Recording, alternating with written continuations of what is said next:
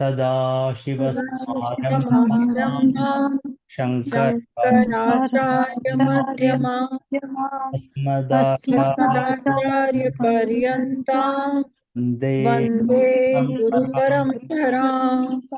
ॐ ॐ सहना भवतु सहनौ भुनक्तु भुनक्तु सह सह वीर्यङ्करवावहै तेजस्विनावधीतमस्तु मा विद्विषावहै।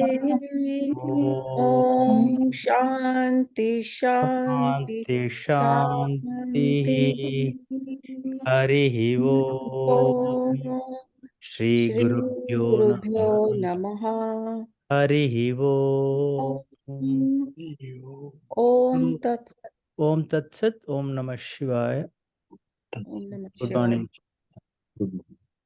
So last week we completed 13th verse. Now let us chant 14th verse. I'll just share.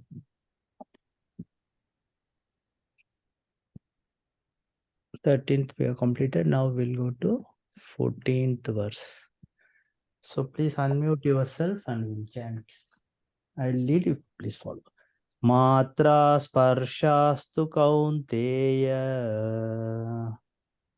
मात्रा स्पर्शास्तु कौन्तेय शीतोष्ण सुख दुःखदाः शीतोष्ण सुख दुःखदाः आगमापायिनो नित्याः आगमापायिनो नित्याः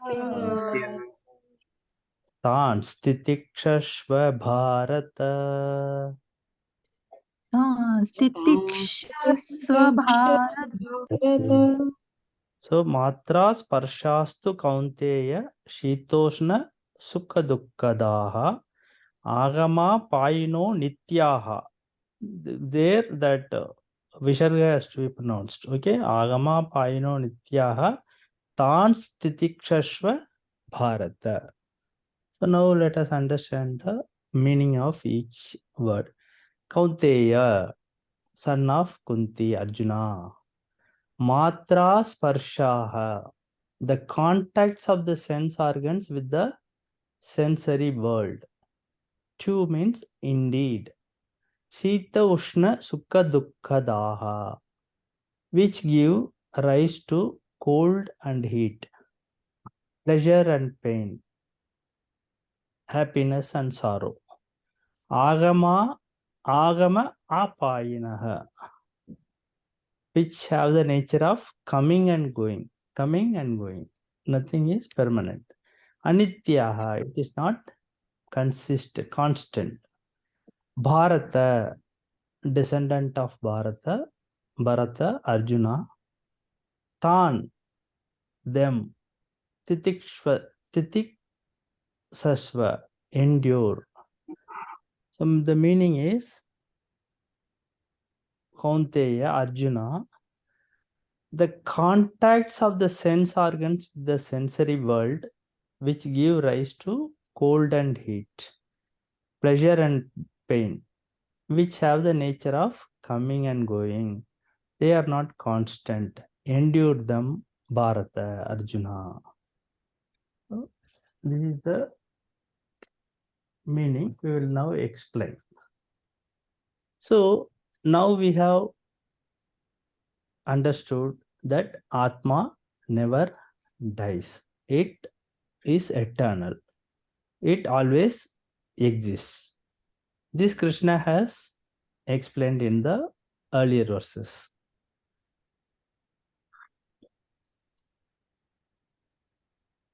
So it appears that the sorrow caused by the death of a person is not. Please mute your. There is some echo.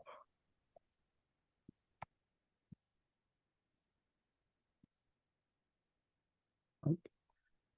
So the sorrow caused by death of a person is not right. It's not reasonable, because Now that we have understood, Arjuna has understood that Atma is eternal and it never dies.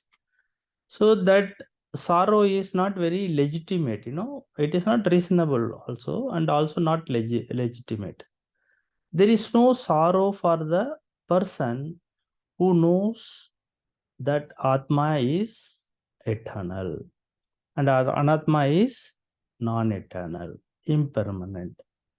So in all our lives, sorrows occur, unhappiness happens. Things don't go in our way, all the time. They don't work out the way we planned. We planned something and something else happens. That is why we say man proposes, God disposes. So things, people, and situations keep on changing. Some of them are favorable and some of them are unfavorable. Some situations are pleasant and some situations are unpleasant. See, that which gives happiness does not last for a long time. That happiness time, it passes so quickly because we enjoy it. And it appears that it doesn't last for long time. Whereas the unpleasant situations last for a long time. Okay. It is seemingly so. For example, if you are enjoying a delicacy something, or if you are talking to a person whom you love, loved one, you are near that person talking, that, let us say it is 5 minutes, but it will appear as only 5 seconds. So time has flown by because you are having a pleasant experience. So suppose you put your finger on a hot thing or substance, something, it burns. Can you keep it for 2 minutes? Even 2 seconds will appear as 20 minutes. So happiness does not last for a long time, whereas unpleasant situations last for a long time. Sometimes some people are unfortunate, for them good things happen, happiness happens, pleasant things happen, but only for a short time. And really one has to go through difficult times, unpleasant circumstances for a long time. That lasts for sometimes weeks, months, years also. That depends upon the karma. So in life, there is both pleasure and pain, sukha and dukkha. The pleasant arrives and goes. Then what happened? The unpleasant comes. To give an example, summer and winter, let us say. So some people, they start crying before the summer comes or winter comes. Oh, summer will come, it will be so hot, 45 degrees, we will be fried, electricity cut is there, air conditioners won't work. So many things they will start complaining even before the summer arrives. Similarly, winter, before winter comes, they say now it is so pleasant, then winter comes, it will be biting cold, no, it will be bone chilling cold. How will we manage? No, this kind of complaints start. People start crying even before the summer or winter they come. So heat will go away and severe cold will come, and cold will go away and severe summer would arrive. This is agama apayino, coming and going. They are impermanent. They will keep on changing. Seasons keep on changing. So we find that sukha and dukkha keep on occurring. So in this verse, Krishna says that just like you understand and accept the nature of Atma, we have accepted and understood, and Arjuna's understood and accepted the nature of Atma. Now he should also understand and accept the nature of Anatma. Because wisdom consists in accepting the nature of a thing. And why do you accept the nature of a thing? Because there is no other choice. Summer will be hot and winter will be cold. It is nature. We don't have any choice in changing that winter into summer or summer into winter, because the nature of a thing can never be changed. In the same manner, the nature of a thing, we said the nature of a thing cannot be changed. Why? Because the logic is very simple. What cannot be changed is called the nature of a thing. What cannot be changed is called nature. And therefore, a wise person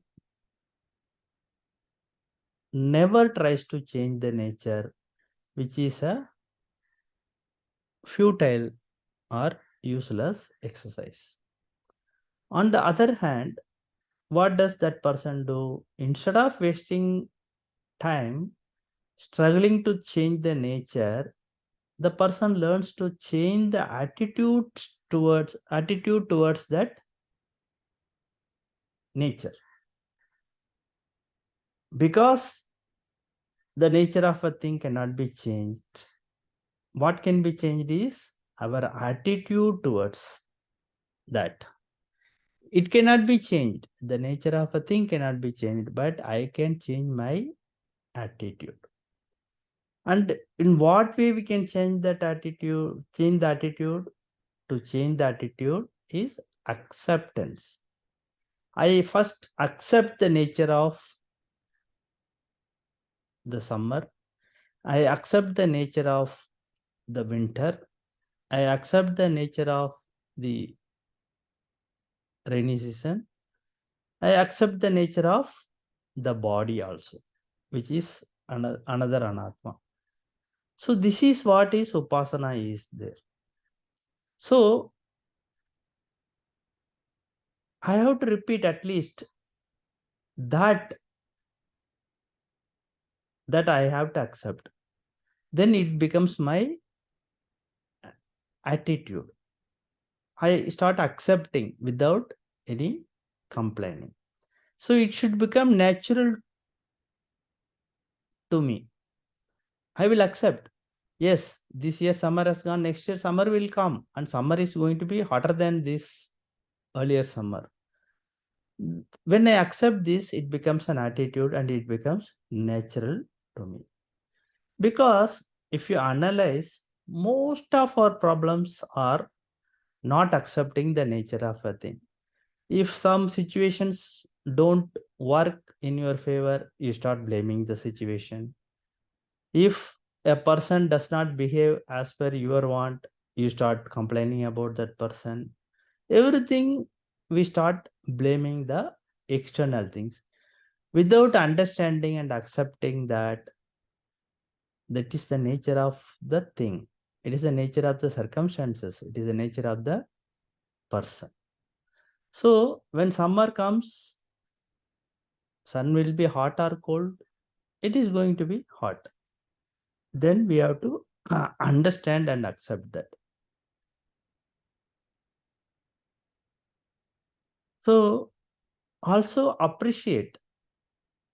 Also start appreciating. The attitude means not only accepting that inevitable, unchangeable nature of a thing or a season, accept the beauty of it.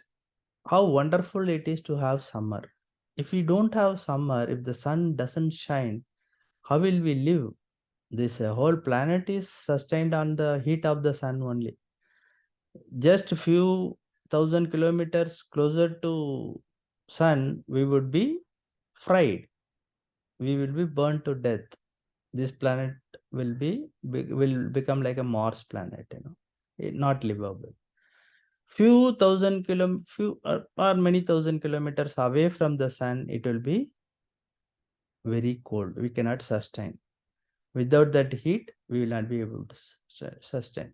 So we should appreciate the fact that Ishvara has designed Earth in such a manner that it is at an ideal distance.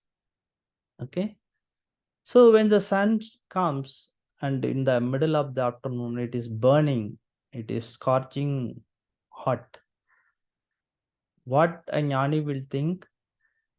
Jnani will think that Ishvara is shining in full glory.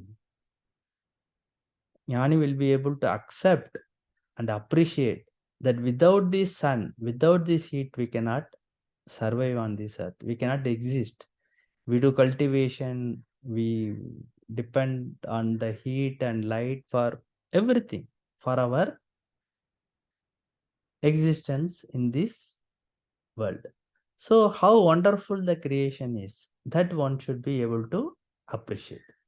So when the heat is so much, we start sweating. Sweat starts coming. So that time, what should be appreciated?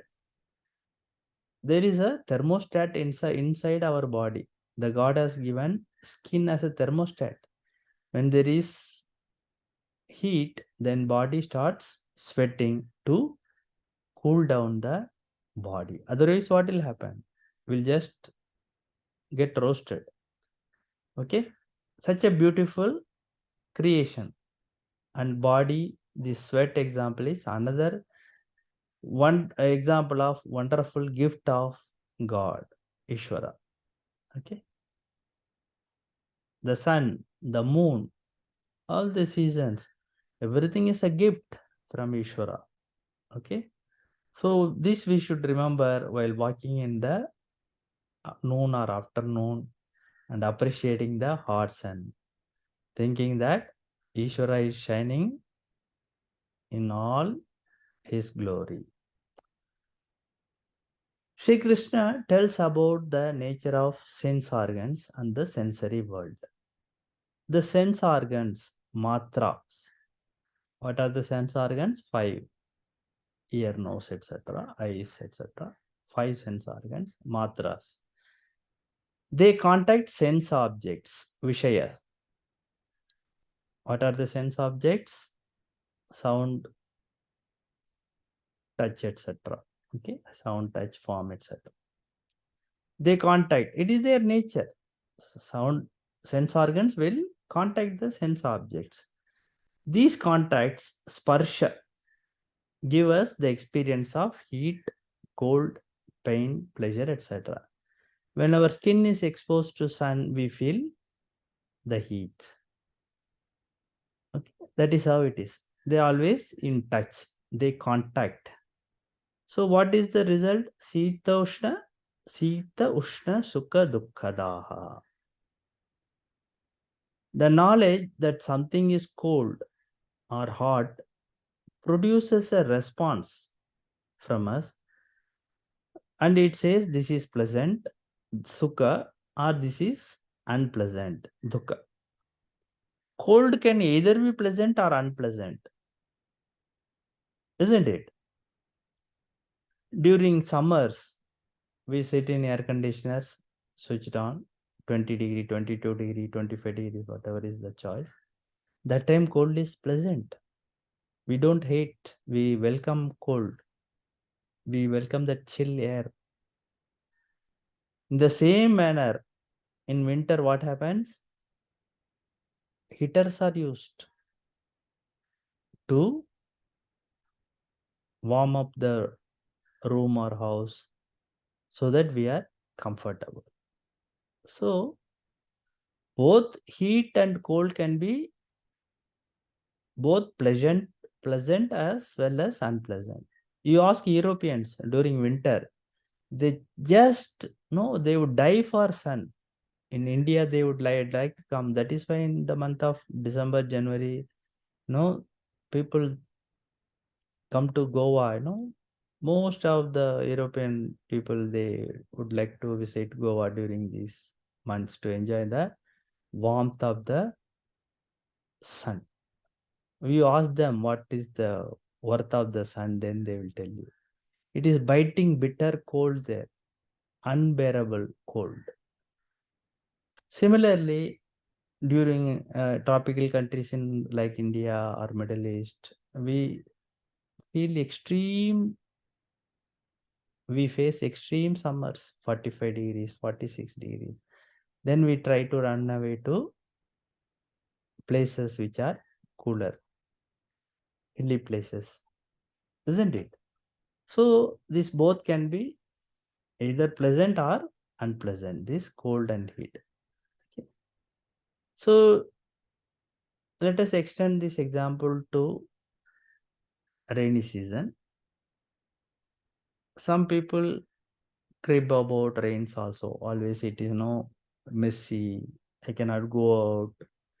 Without realizing that without rains, how will we get the water? How will the groundwater be recharged? How will we cultivate? Whereas you see the farmers, they pray for the rains. They appreciate and accept. They want rain because they have to cultivate crops. So preferences change. It is the attitude that makes the difference. The body of ours is subject to pain. Okay. The physical pain is not something that can be totally avoided. So the body will be affected by sun, it will be affected by rain, it will be affected by winter, etc. So we can protect the body to some extent during winters. Now winter is there. We can wear warm clothes, woolen clothes, wind cheaters. We can protect the body to some extent, but not completely. So we should understand that a body is anitya. It is anatma and it is constantly changing. It is subject to pain. That is the nature of the body. So therefore what we should do, we should take every situation as it comes. So Krishna tells Arjuna, take every situation as it comes, Arjuna, cheerfully, in your stride. Take it in your stride and accept it cheerfully. Learn to change the attitude towards sweating. Learn to change the attitude towards the heat of the sun. And similarly, change your attitude towards some of the behavior of the people around you. This you have to extend to situations, to people, to seasons, everywhere. So first you take inert things. Thereafter, the most difficult thing is what? The living beings around us. It is most difficult thing to change the attitude towards these living things. Okay. Human beings. We cannot accept the behaviors of others. If they don't behave in the manner that we want, we start blaming. That causes us anxiety, anguish, problems. So until we learn to accept the problem, and we have to accept that problem will be there. So Krishna says, Kaunteya, Arjuna, know this fact and accept, endure. Tant titikshashva. Titiksha is endurance, that we have studied in Tattva Bodha. So resistance to fact is sorrow.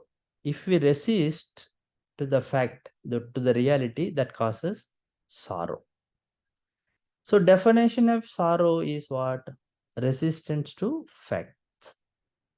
So whatever we like it or not, whether we like it or not, there are sense organs, there are sense objects, and they are going to interact. And there is no other way. There is no escape from this. As long as sense organs exist, they will be in touch with the sense objects. They will contact.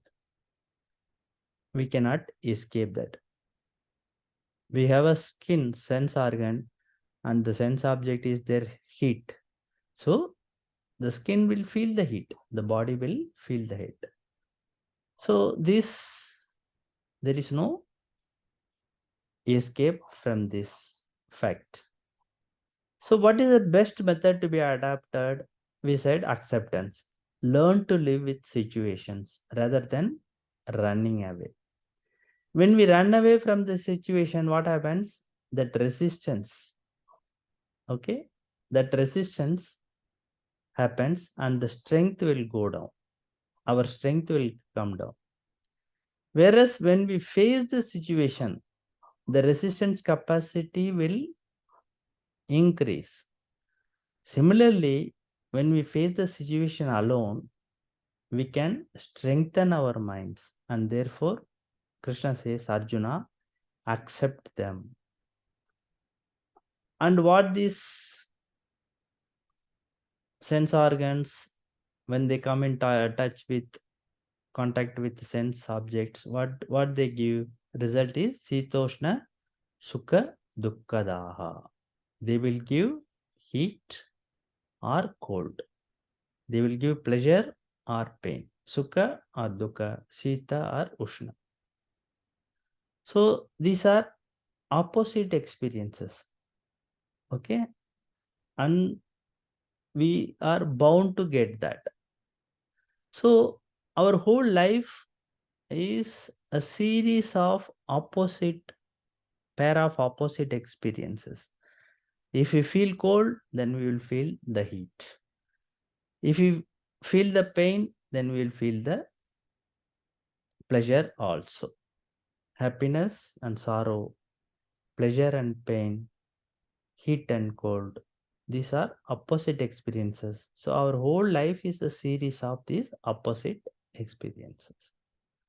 So if honor comes, then dishonor also will come. Okay. Manam comes, apamanam will also come. That is a fact, and one has to accept. If there is a growth, there will be downfall also. There will be decay also. If there is a gain, there will be loss also. That everybody will accept, especially people who play stock market, who invest in stock market will know there is gain, there will be loss. Sometimes there will be only loss and there is no gain. So life is a series of these experiences. This is the nature of anatma. So these are what Krishna Bhagavan says, agama apayinaha. They're all subject to arrival and departure. They will come and they will go. They are subject to arrival and departure. And therefore, what happens? Mentally, we should be ready to welcome them. He says, Arjuna, be mentally ready to welcome them when they come. When they come, welcome it. When they go, pleasantly say goodbye. Mentally prepared, be prepared to send them off. So certain things we are prepared to welcome, okay, and we wish that they keep on coming. Certain things we want to send off permanently, but it is not so, but they keep on coming to us. Therefore, be ready for both. Agama apayinaha anityaha. Anitya means they are all impermanent. Heat will not last forever. Summer will not last forever. Similarly, cold also will not last forever. Winter does last forever. Okay. So they are agama paina, subject to coming and going, and anitya, impermanent. In the previous verse, Bhagavan talked about nitya atma. Here he talks about anitya anatma. Accept both, then endure them. Tan stitikshashva bharata. May you develop endurance. May you develop inner strength. Inner strength means both physical and mental strength. May you increase your physical immunity and may you also increase your mental immunity. So, more than physical, mental immunity must be stronger. That is the purpose of scriptures. They make us mentally more stronger. The immunity becomes stronger and stronger as we understand the scriptures, as we understand the difference between Atma and Anatma. And when we accept and start enduring, these things become much easier to tackle. Life becomes much easier. That is the meaning of this sloka. I will pause for a minute. You can ask any question if you have.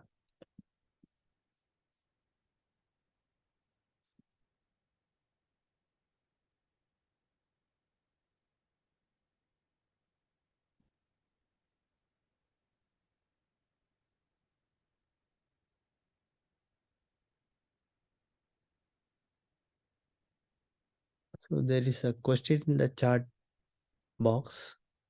I think my explanation has already answered that question. Acharya ji, is it always necessary that something good is followed by bad, like what you were telling about? Yes. Is there anyone in this world? No, is it necessary that they are in equal quantities, or No. does it vary? It is not an equal quantity. Okay. It is not that equal duration also. Sometimes something pleasant things happen for a long time, unpleasant things may happen for a short time. Since for some people, unpleasant things happen for a long time and pleasant things happen for a lesser time. And No, for what? some people, whole life is a misery, Whole life is misery. From birth to death, they suffer. Some people from birth to death, they enjoy the luxury of life, So does that mean they had a very tough life before and now they're Yes, having a it is better all life? law of karma only. What we have done, what we have sowed, that we are reaping now. That is very clear. Law of karma is very clear. Whatever we are going through, experience we are going through, we are only responsible for that. Nobody else. No people, no circumstances, no things, nothing. It is all our own doing. Whatever we have done in the previous births, we do not know how many births we have taken. It may be few thousands, few lakhs, few crores, we do not know. But somewhere we have But done. but let's say you consider all births and deaths together, does the good does it become equal to the bad, No. or no? Okay, okay, okay, The ratio is not known. It is okay, only known to Ishvara. okay. That is why we see good people suffering, noble people suffering in this world, and bad people enjoying life. Especially in this Kali Yuga, we see people, how politicians are enjoying. Whereas honest, hardworking people are suffering because of lack of income, lack of comfort. So many things we see now in front of our eyes. They are all happening. We don't understand why he's such a good person, lived his life nobly all throughout, but still the person is suffering. Acharya ji, one more question. Yes, You just mentioned that whenever you have these tough times, it is also the mental endurance which is very important, right? yes. So I just feel that we as humans, we have a tendency, like when things go right, we really don't see so much of the spiritual need or knowledge to happen. But I think if this is consistent practice, then and knowing the true nature of the body, sometimes it is good or the mind, or sometimes it is bad. These studies will actually give us the mental endurance, right? Absolutely. That is the Okay. purpose of scriptures. When you study, when you do this Mm. Ramanam and Mananam, you Mm. will obtain tremendous mental strength. There you will be distinguished person. People will be able to make it out. You become much more calmer. That fit we talked about, Hmm. frequency, intensity, and the duration we talked about. Right. Everything changes. No, you start accepting and enduring. You start endure that. Accept. Okay. So that the things will happen. Spiritual person is more matured than other people. That will show in your behavior as you progress in your Mhm. spiritual path. Okay. Thank you. Thank you. Namaskar, sir. I No. asked the question in the chat. I Yes. wanted to double tap on the last part of the question, which for me was not clear. Do we? I understand that you need to use the mental endurance to try not to let anything external affect you.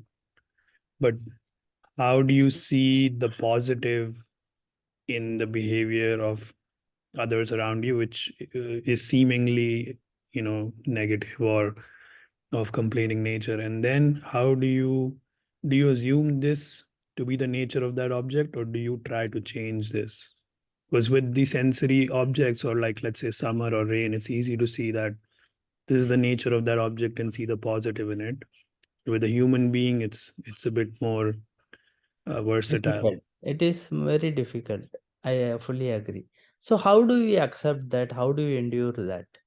First, we have to understand that if you experience pain, unpleasant experience through a person, okay? So who is responsible for that? We should understand that scriptures say it is our own karma that causes these experiences. So that person in front of you, he or she becomes a mere tool, an instrument through which that experience has to come to you. It may be the X person. If it is not that X person, there will be Y person. Person Y will give that experience to. So when we change this attitude, then we will start blaming that person.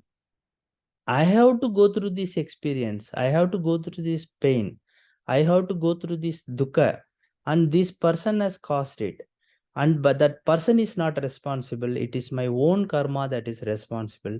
That person was only an instrument, tool through which I had to go through this experience.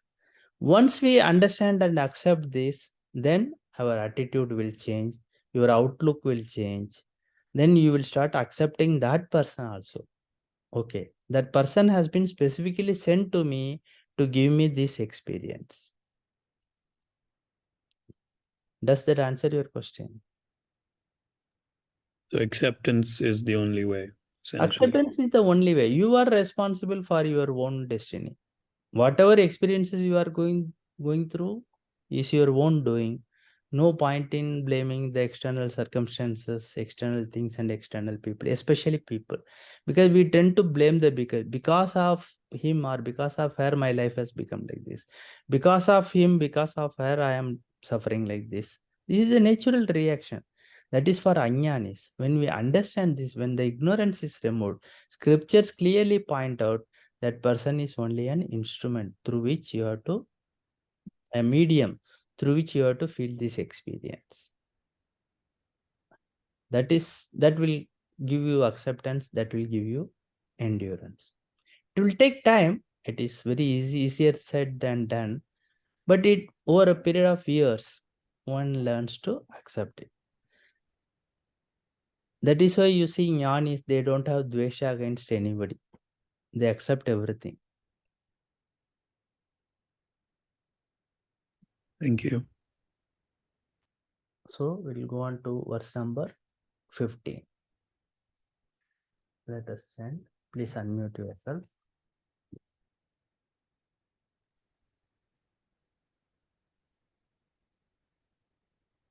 Yam hi na vyatantyete Yam hi na vyatayantyete purusham purusharshava purusham purushashtava sama dukkha sukham dhiram samadukkham Samadukkham dhiram somrutatvaya kalpate. so mritattvaya kalpate. So yam hi na vyatayantyete purusham purusharshava sama sukham dhiram somrutatvaya kalpate. Anvaya Purusha Rishabha. Purusha Rishabha means Purusha Rishabha, prominent among men, Arjuna. Okay. Yete means these two. What are these two? Sukha and Dukkha. Sama Dukkha Sukham, the one who is same in pleasure and pain. That equanimity, Samatvam. Dhiram is one who is discriminating, one who has Viveka. Yam Purusham, the person whom na vyatayanti, do not affect. Sa, he means indeed. Amritatvaya, for gaining moksha. kalpate is fit. Arjuna, the prominent among men, the person whom these sukha and dukkha do not affect, who is same in pleasure and pain, and who is discriminative, is indeed fit for gaining liberation. So this verse will give answer to most of your queries. So how do we get liberation? When do we become fit to get the knowledge and to get liberated? When we learn to accept and we don't get affected by the sukha and dukkha, and our mind is equanimous. No, it remains same in both pleasure and pain, because we become discriminative. We get viveka. We understand the difference between atma and anatma. We understand the difference between what is impermanent and what is impermanent, and we learn to accept that the very nature of things cannot be changed. So the only way is to change my attitude towards that things, situations, and people. So in this verse, Krishna Bhagavan addresses Arjuna as Purusha Rishabha. Purusha Rishabha. Purusha Rishabha literally means a bull. Purush Rishabha is a bull. Acharya ji, Yes. please change the To slide, the please. slide, please. Oh, sorry, I have not changed it. I'm sorry. So, Purusha Rishabha means comparing to a bull. Arjuna is being compared to a bull by Krishna. A bull always stands out among the large herds of cattle because of its size and big hump on its back, isn't it? There are hundreds of cattle standing,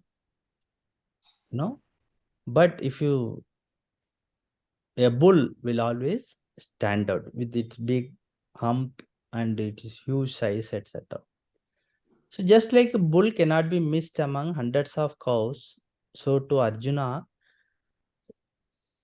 stands out as the most exalted of men, because thousands of people are gathered there in the Kurukshetra battlefield, warfield.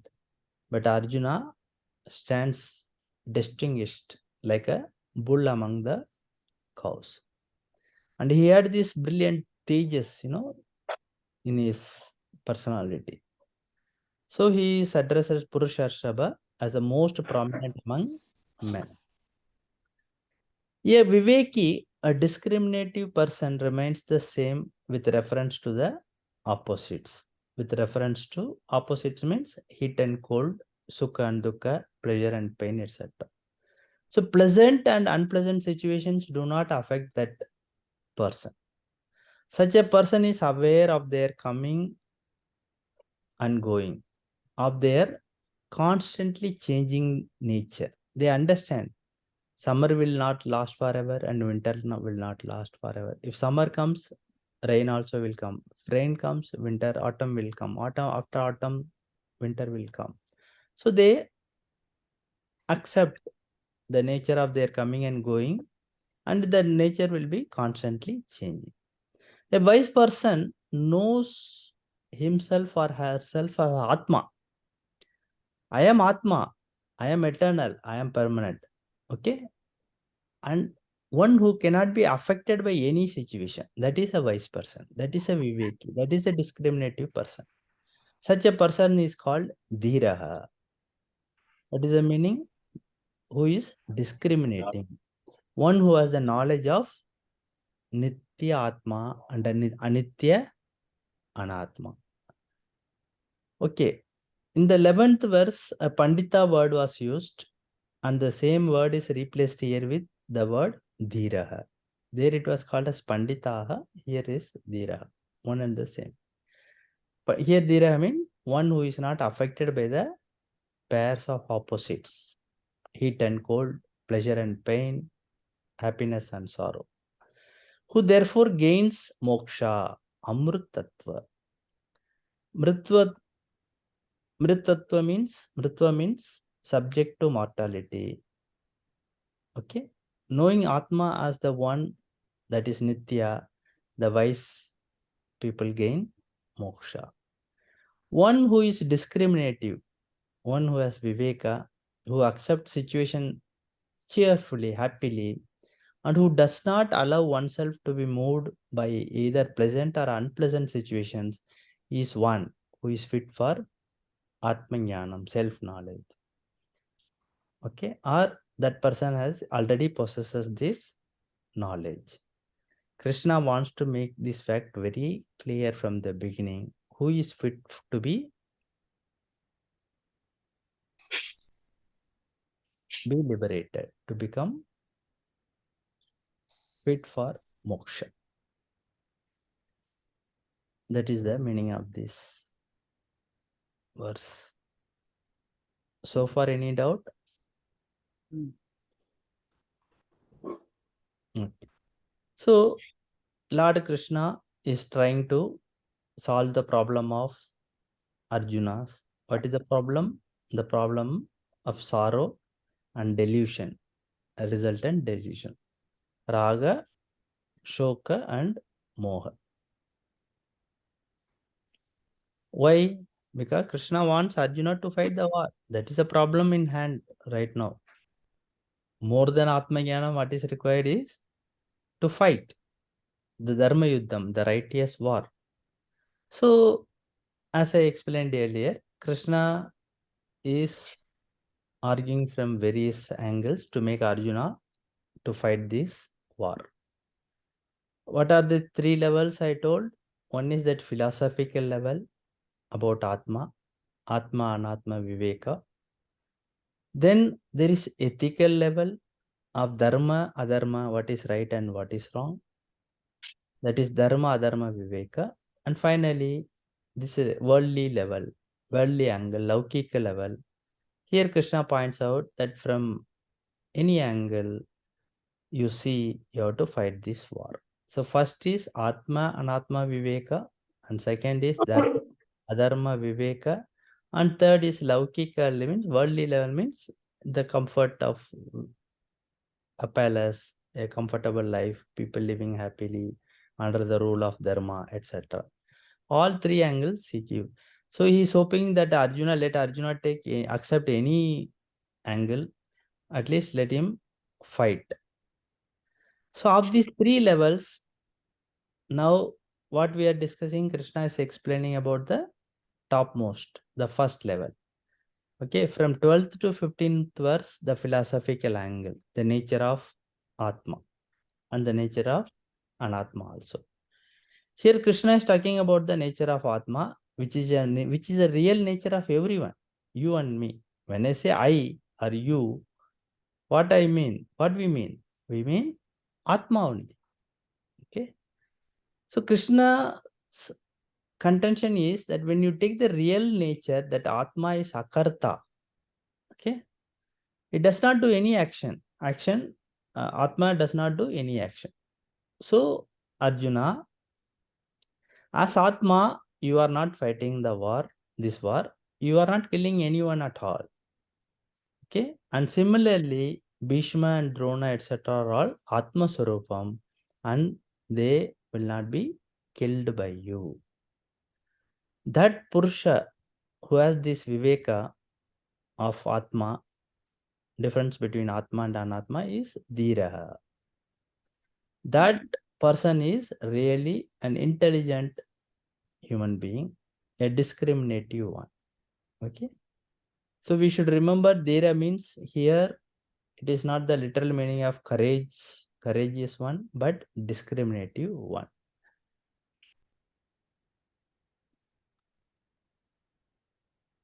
So what is this discrimination?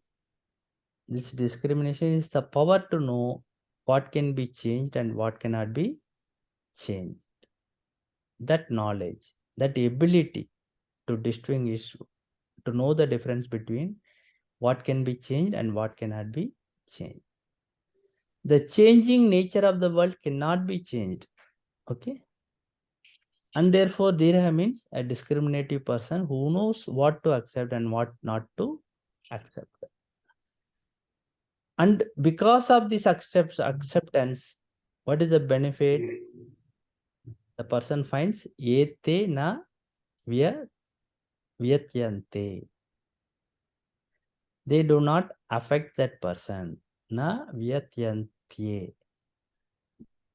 They do not disturb the mind.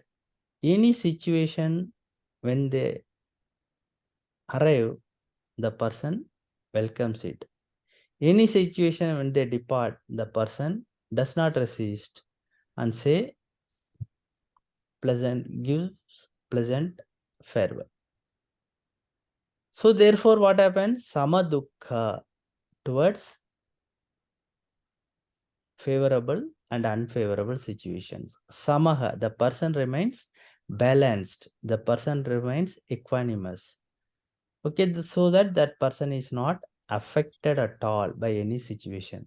And such a person enjoys a mind which is fit for Vedantic inquiry.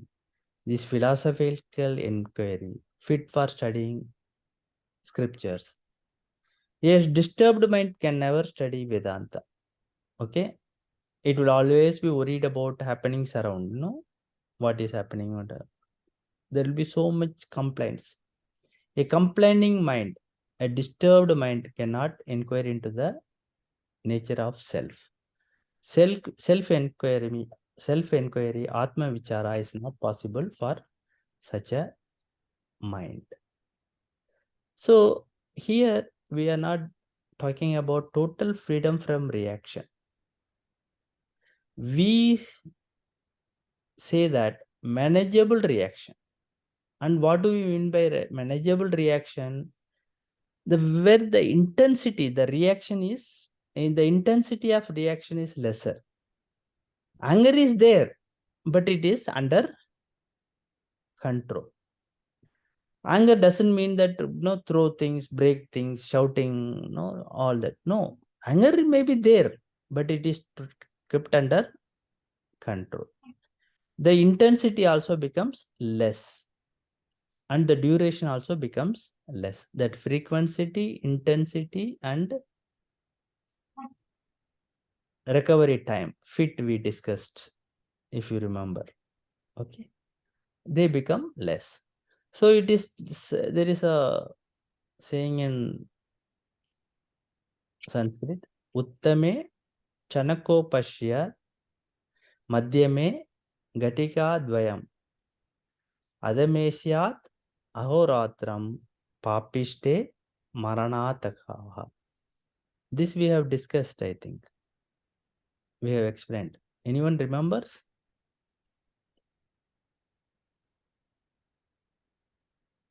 Okay. Quickly I'll explain. In the Uttama Purusha, a matured, evolved person, anger will come. But it is Chanako Pashayat. Means it will come in a moment and he will recover.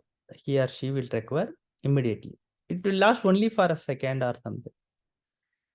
For Madhya, Ghatika Dvayam, the mediocre person, the person not evolved that much, it will last for 1 to 1.5 hours approximately. Adhamesyat Ahoratra, the lowest cadre in the person who has not matured, what will happen? It lasts throughout the day and night. It happens to us also. If something happens at home, sometimes we recover in a minute. Sometimes we are angry with our family for 1 or 2 hours. Sometimes we are angry for the whole day and the whole night also. But there is one more category, the worst category, that is Papiste Marana Takaha.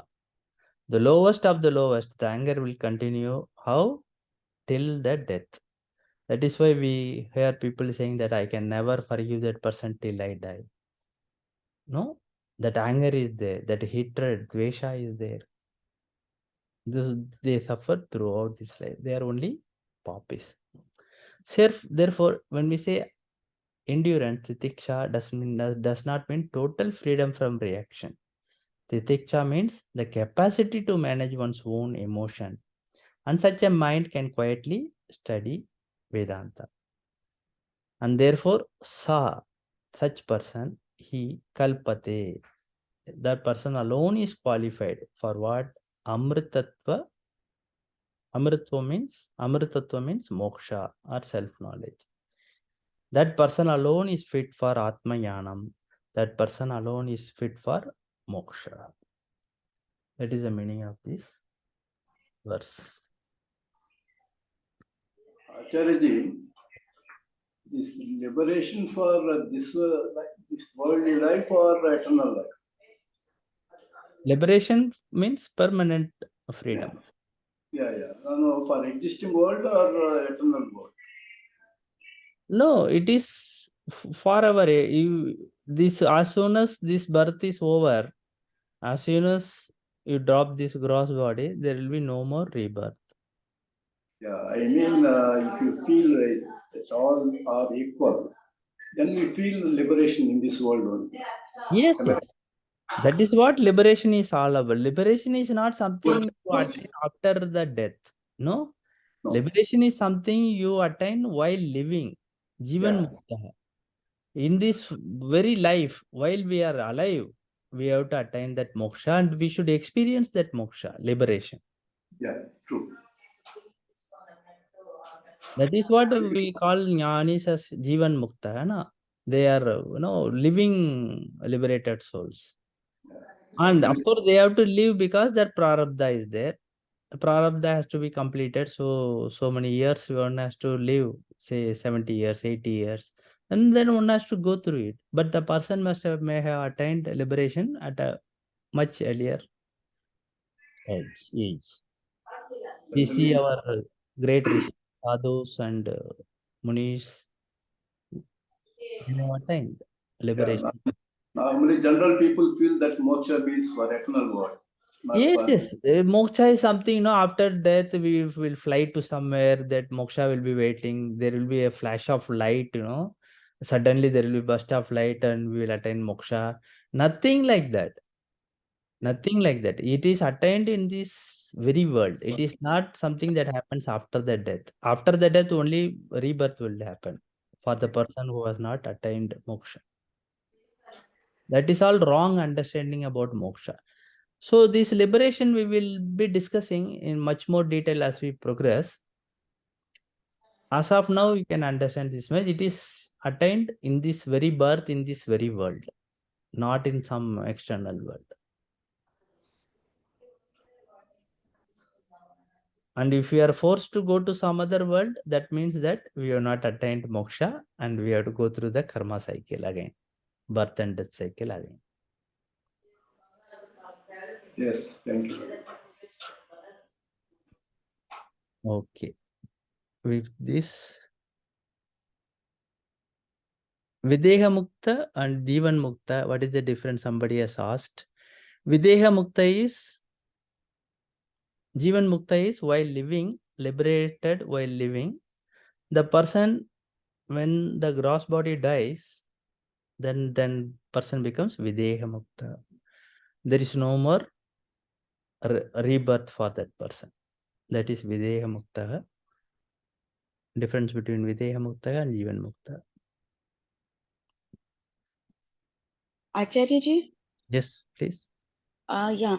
Does it mean that in every life, every birth, every time we take a birth, every time we are supposed to go for moksha, right? Yes, we should keep on trying. See, Yes. this Durlabha, this human birth is such a rare, precious thing. It's a gift. This is the only form you can get moksha. Animals cannot Yes. get moksha. You get Yeah. this mind, intellect, you get the chance to study scriptures, you get a guru. No, you are able to do Yes. Ravanam, Mananam, Nidhyasanam. So we should utilize every opportunity, every birth to progress. Unfortunately, scriptures say when you progress and if you cannot complete liberation, if you cannot attain liberation in the next birth, you will continue from where you have left. Krishna clearly tells. That we will be studying in the coming chapters.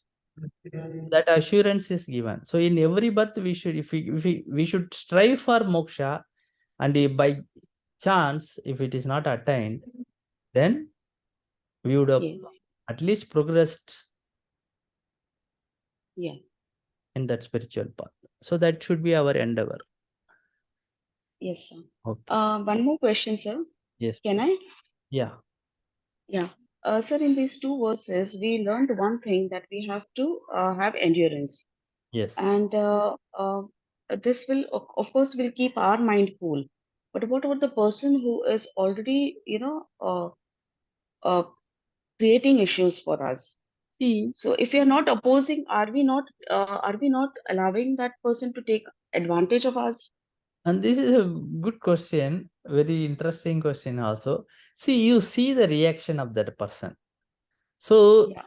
a person shouts at you, you shout back, the person shouts Yes. more than you again.